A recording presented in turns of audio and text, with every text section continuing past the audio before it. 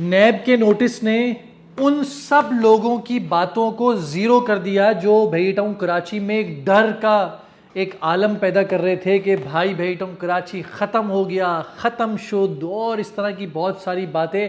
और हमारे मैसेजेस पे उन बायर्स ने जीना हराम कर दिया था, वो डर बता बता के कि अब तो प्रॉपर्टी की प्राइसेस बेड़ा गर्क हो गई हैं, अब दिला दो, करोड़ की चीज़ थी 50 लाख में दिला दो। तो अब उन रेजिडेंट्स के लिए जो यहाँ रिहायशी हैं, उन सेलर्स के लिए जो उन्होंने प्रॉपर्टियाँ परचेज की हुई है, हमने वैसे भी लोगों के इंटरव्यूज़ करके लोगों तक मैसेज पहुंचा दिया कि हम यहाँ खुशी खुशी ज़िंदगी गुजार रहे हैं, पहले भी गुजार रहे थे, आज भी गुजार रहे हैं और इंशाल्लाह आने वाले वक्तों में भी गुजारते रहेंगे।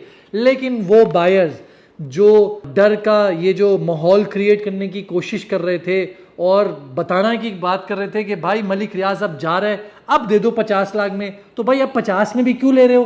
क्योंकि अक्लमंद सिर्फ आप ही हो यहाँ पर, जो बाकी लोग हैं, जो सेलर्स हैं भाई, वो भी उतने ही अक्लमंद हैं जितने आप हो। उन्होंने भी उतनी ही रिसर्च करके चीज़ ली थी जितनी आपने ली थी। ये कोई क्रिप्टो करेंसी नहीं है, ना ही कोई स्टॉक एक्सचेंज है कि यहाँ डोनाल्ड ट्रंप ने एक बात कही और यहाँ मार्केट क्रैश हो गई और आप सिर्फ देखते रह गए और आपकी चीज़ नीचे आ गई, स्टॉक एक्सचेंज नीचे आ गई। ऐसा नहीं होता भाई। वो सामने वाला बंदा अपनी चीज़ को इवेल्युएट करता है, मार्केट को देखता है, उसके बाद बेचता है। मेरे सामने तो कोई ऐसा सेलर इस मौके पे नहीं आया जिसने कहा हो भाई मैं बेच रहा था करोड़ रुपए में आज के दिन और पता चला ये न्यूज़ आ गई है, मेरे से 70 लाख में भी कोई नहीं खरीद रहा और 60 लाख का बायर मौजूद है।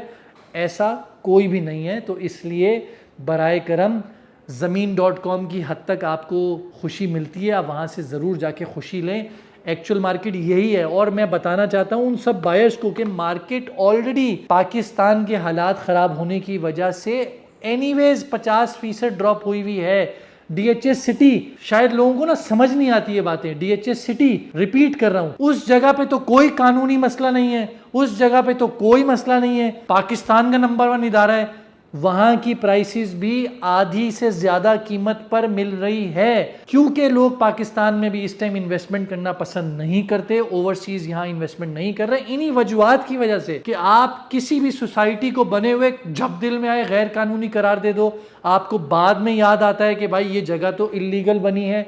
और इल्लीगल से याद आया, जो लोग भेई टाउन कराची को इल्लीगल सोसाइटी कहते हैं कि ये कब्जे की जमीन पे बनी हुई है, कराची से इतनी दूर आकर भी, पहाड़ों को चुनने के बाद भी अगर आपको इल्लीगल लगती है, मुझे नहीं समझ में आता कि किसने आपको ये इल्लीगल का जो है मैसेज पहुंचाया है। सुप्रीम कोर्ट ने उसको लीगल करार दिया है। जिसको मसला है बराए करम वहाँ जाइए, सुप्रीम कोर्ट के जज को जाके सू करो कि भाई आप इस जगह को कैसे लीगल कह सकते हो। तो इसलिए सिर्फ डर फैला देने से आपको चीज़ सस्ती नहीं मिल जाती। इस बात को आप समझ जाएं। नहीं समझ में आता, आपकी राय है, आपको नीचे कमेंट पे कुछ भी कहना है आप कह सकते हैं। मैं सिर्फ एक चीज़ ये कहूँगा कि बिल्कुल दूसरी सोसाइटी शायद भेई टाउन कराची से बहुत आगे निकल गई। जैसे नया नाज़िमाबाद एक वक्त में वो पूरा डूब गया था और आप जैसे लोग ही क्रिटिसाइज कर रहे थे, नाले में बह गए, कोई निज़ाम नहीं है, इतना ही दूर है, वो है। और आज देख लें आसमानों पे उसकी प्राइसेस हैं।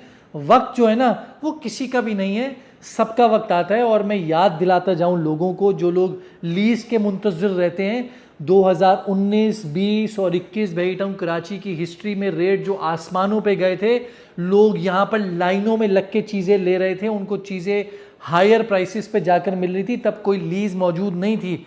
बस मुल्क की हालात ख़राब हुए, जिस तरह डीएचएस सिटी नीचे आया उस तरह भेई टाउन कराची नीचे आया। लेकिन इंशाल्लाह मलीर एक्सप्रेसवे, क्योंकि पेट्रोल की प्राइसेस में लोगों की कमर टूट गई थी, लोगों के लिए बड़ा डिफ़िकल्ट हो रहा था कि यहाँ पर ट्रैवल करना लोगों के लिए आसान नहीं है। एक शख्स, एक आम आदमी जिसकी जॉब जो है दूसरी जगह पर है, वो बाइक पर है, उसके लिए ट्रैवल करना मुश्किल हो गया था क्योंकि पेट्रोल ज़्यादा लग रहा था। लेकिन मलीर एक्सप्रेसवे वो एक गेम चेंजर है जो इस पूरे एरिया को, इस पूरे बेल्ट को, चाहे वो डीएचएस सिटी हो चाहे भेई टाउन कराची हो, इसको अप कर देगा क्योंकि वो डिस्टेंस को ख़त्म करेगा।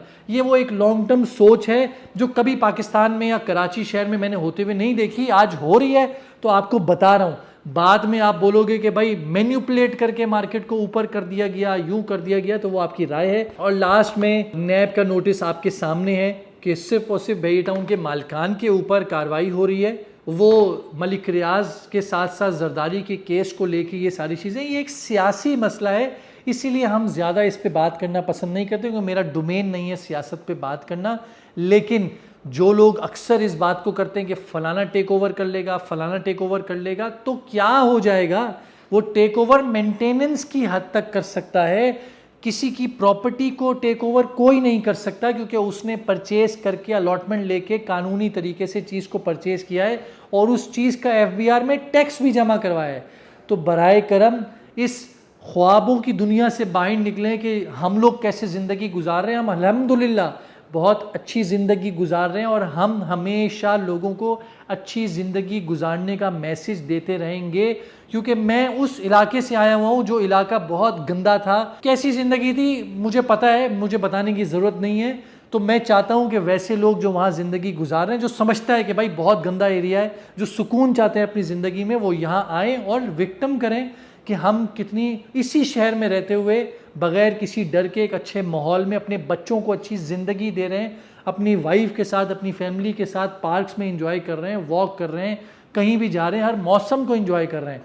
ये सब चीज़ें तभी पॉसिबल होंगी जब आप खुले दिमाग से इस जगह को आके देखेंगे। बाकी आपकी राय है, ये जगह इल्लीगल है, कोई गन पॉइंट पे आपको नहीं मना रहा, आप ना आए, कोई मसला नहीं है। नाराज़गी का इजहार करने की क्या ज़रूरत है यार, आप भाई हो हमारे, कोई मसले की बात नहीं है। अपना ख्याल रखें बहुत बहुत। और जो लोग हमसे रब्ता कर रहे थे अभी भी राब्ते हमारे साथ रहें, लेकिन जो प्राइसेस एक्चुअल हैं उसी पे रहकर आज की मार्केट पे आपको ज़रूर चीज़ मिलेगी। जो इस ख्वाहिश पे हैं वो ठीक है, अगले 6 महीने 8 महीने बाद रब्ता करें। अगर माहौल यही रहा पाकिस्तान का तो हो सकता है आपको चीज़ सस्ती मिल जाए। आपसे कोई इख्तिलाफ नहीं। अपना ख्याल रखें। खुदा हाफिज़।